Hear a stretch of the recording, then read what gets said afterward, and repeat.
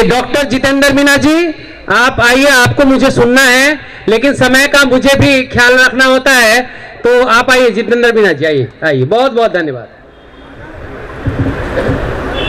जी। बहुत बहुत शुक्रिया।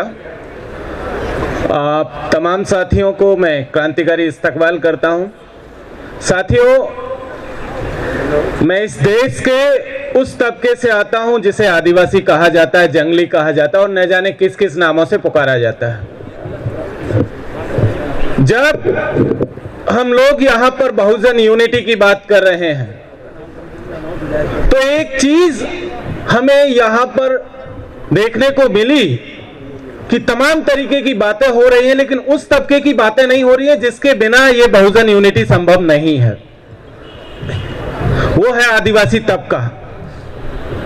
मैं उस तबके से आता हूं जिसे आजादी के 72 वर्ष बाद भी पार्लियामेंट के भीतर गोली मारने के बाद कहा जाता है कि मिस्टेकन आइडेंटिटी का मसला है, पहचान का संकट है, हम पहचान नहीं पाए और हमने गोली मार दी।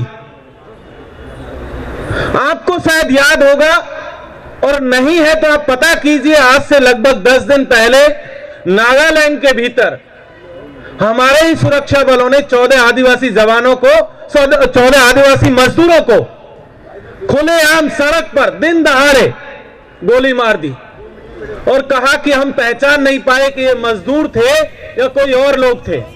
और पार्लियामेंट के भीतर हमारे गृह मंत्री जी कहते हैं मिस्टेकन आइडेंटिटी का मसला है, वो 72 वर्ष बाद भी इस देश के आदिवासियों को पहचान नहीं पाए कि कौन उनके देश का नागरिक है और कौन नहीं है। मैं उस समाज से आता हूं।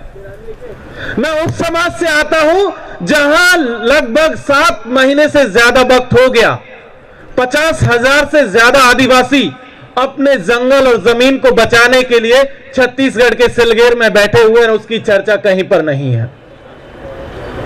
उन्होंने भी एक आंदोलन चलाया हुआ था किसानों की तरह, लेकिन वो दिल्ली से बहुत दूर थे, उनके पास उस तरीके का प्रिविलेज नहीं था जैसा कि यहां दिल्ली में बैठे लोगों के पास था। और आज उसकी कोई चर्चा नहीं है, वो आज भी बैठे हुए हैं, उसी तरीके से बैठे हुए हैं। मैं उस तबके से आता हूं जिसका 2 लाख हेक्टेयर से ज्यादा जंगल पिछले 6 महीने में छीन करके किसी पूंजीपति के हवाले कर दिया गया। हम बात कर रहे थे निजीकरण की। साथियों, अगर किसी तबके पर, अगर हम लोग समुदाय की बात करें जिसका सबसे ज्यादा निजीकरण का असर पड़ रहा है तो इस देश का आदिवासी तबका है। आपको लग रहा है कि निजीकरण माने रेलवे बेच दिया, रेल बेच दिया, गेल बेच दिया और एयरपोर्ट बेच दिए, सड़क बेच दी, रोड बेच दी और बाकी चीजें बेच दी। निजीकरण सिर्फ यहां तक सीमित नहीं है। निजीकरण असल में इसकी शुरुआत होती है जब आपकी जमीनें छीनी गई, आपके जंगल छीने गए और छीन छीन करके पूंजीपतियों को दे दिए गए और आपको खबर भी नहीं हुई कि आपका जंगल किसको दे दिया गया, आपकी जमीनें किसको दे दी गई, और वो बहुत पहले हो चुका है और अभी भी बदस्तूर जारी है। मैं उस तबके से भी आ रहा हूं। हम उस तबके से आते हैं जहां विश्वविद्यालयों में हमारी हिस्सेदारी 1% से भी कम है।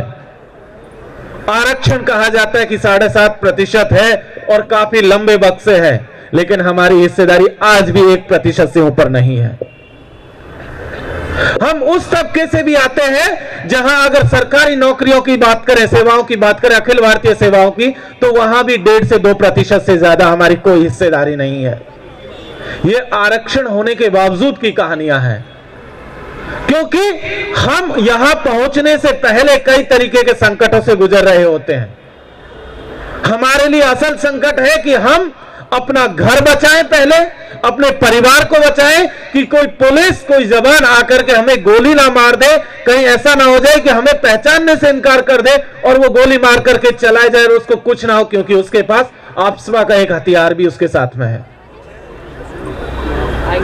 आपको पता होगा कि 2 साल पहले इसी देश के सुप्रीम कोर्ट ने कहा था कि इस देश के जिन आदिवासियों के पास अपने घर और अपनी जमीन के पट्टे नहीं हैं, जमीन का मालिकाना हक नहीं है, उन्हें वो जमीनें खाली करनी होंगी। और जब वो आदेश आया तो पता चला कि लगभग 1.5 करोड़ से ज्यादा आदिवासी ऐसे हैं जिनके पास आज भी अपनी जमीनों के पट्टे नहीं है, जिस जमीन पर वो रहते हैं। जो कम्युनिटी लैंड जिसको आप कहते हैं कि सामुदायिक भूमि, क्योंकि बात चल रही थी, एक साथी यहां कह रहे थे हम देश का मालिक बनने आए हैं। आदिवासी ये कहते हैं भाई हमको मालिक नहीं बनना है, हमको बस शांति से रहने दीजिए। आपको जो काम करना है करिए, आपको मालिक बनना बनिए, बस हमें हमारा जंगल और हमारी जमीन तक रहने दीजिए, हमको ज्यादा की जरूरत नहीं है, जितना है उतने से काम चला लेंगे। लेकिन कहा जाता है कि पट्टे नहीं है, बाहर चले जाइए, जमीनें छोड़ दीजिए, और उन पट्टों के नाम पर लगातार बेदखली जारी है। हम उस समाज से आते हैं। साथियों, ये जो पूरा का पूरा सिस्टम है जिसकी बात कर रहे हैं हम, इस सिस्टम ने सबसे ज्यादा अगर किसी को एक्सक्लूड किया है तो वो इस देश का आदिवासी तबका है। और जब से ये नए हुक्मरान आए हैं, इन्होंने तो जिस तरीके का खेल खेला है उसमें आपको पता ही नहीं चलेगा कि कब क्या बिक रहा है और क्या बिक चुका है। आपको बता दी जाए कि जितनी भी माइनिंग हो रही है सारी की सारी आदिवासी इलाकों में है। जितना आप सुबह उठने के बाद जो क्रीम लगा करके आते हैं, उस क्रीम को लिए जो मिट्टी और वो बाकी चीजें इस्तेमाल की जाती हैं, उसको निकालने के लिए जो आदिवासी लड़के लड़कियां सुबह से लेकर शाम तक उन खदानों से जो मिट्टी निकाल करके लाते हैं, उनकी हालत जा करके देखिए। आपके लिए ब्यूटी प्रोडक्ट होता है और उनके अंदर उस मिट्टी से लगातार बीमारियां जन्मती जा रही हैं। शुद्ध पानी नहीं है पीने के लिए, क्योंकि खदान से निकला हुआ पानी वो पूरा के पूरे जो वाटर सिस्टम है उसको डैमेज कर रहा है। जो कारखाने से कचरा निकल रहा है वो कचरा हवाओं में घुल चुका है, जमीन के अंदर घुल चुका है, और औसत उम्र जब जाकर के देखेंगे तो पता चलेगा कि 35 से 40 वर्ष की उम्र में आदिवासी निकल लेते हैं, खत्म है पूरा जीवन। हम उस तबके से आते हैं। साथियों, ये जो लड़ाई आप लड़ रहे हैं वी द पीपल ऑफ के बैनर तले, ये लड़ाई बहुत जरूरी है, लेकिन इसके साथ साथ आप उस तबके को मत भूल जाइएगा जो बहुत पीछे है। आज आपके सामने यहां उतनी बड़ी हिस्सेदारी नहीं निभा पा रहा है जितने तादाद में आप यहां पर हैं, तो उसको भी जो है याद करने की जरूरत है, उसके संघर्ष को याद करने की जरूरत है, और तभी शायद हम बहुजन यूनिटी कायम कर पाएंगे। आप तमाम लोगों ने मौका दिया, बहुत बहुत शुक्रिया। इंकलाब जिंदाबाद।